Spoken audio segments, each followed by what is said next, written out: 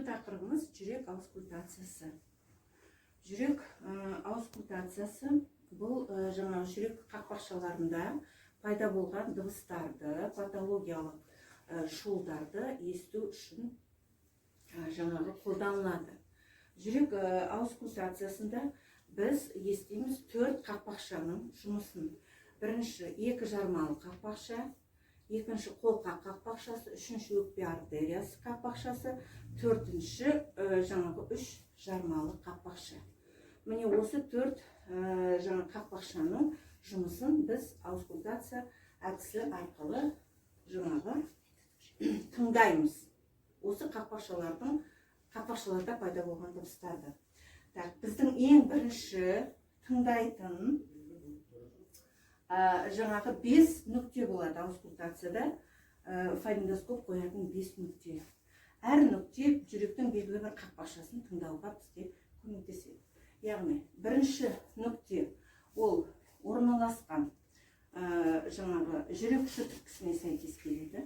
Бірінші нүктеміз жүрек ұшы түрткісіне сәйкес келеді. Бұл жерде екі жармалы қақпақшадағы дыбыстарды естиміз. Екінші нүкте төстің оң жағында екінші қабырға аралықта тыңдалады. Бұл жерде біз қолқа қақпақшасындағы дыбыстарды естиміз. Оған қарама-қарсы төстің сол жағында екінші қабырға аралығында өкпе артериясы қақпақшасындағы дыбыстарды естуге болады. Үшінші нүкте төстің семсер тәрізді өсіндісі негізінде тыңдалады. Бұл 3 жармалы қақпақшаның жұмысы. Бізде тағы қосымша бір 5-ші нүкте бар. Бұл нүкте Боткин-Эрба нүктесі деп аталады. Ол төстің сол жағында 3-ші және 4-ші қабырға аралығында орналасады. Бұл жерде біз қолқа қақпақшасының жұмысын естиміз.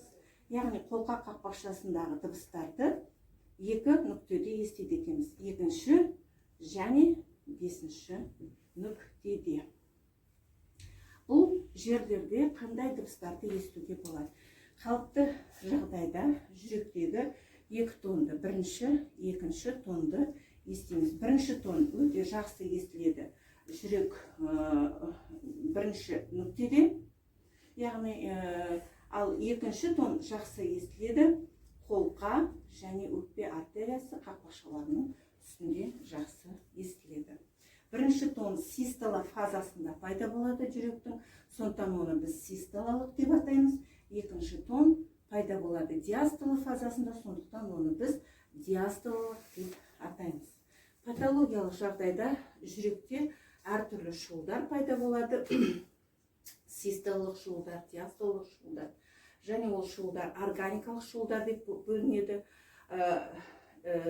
Ол жүрек ішіндегі жаңағы қақпақшалардағы әртүрлі патологиялардың нәтижесінде пайда болады.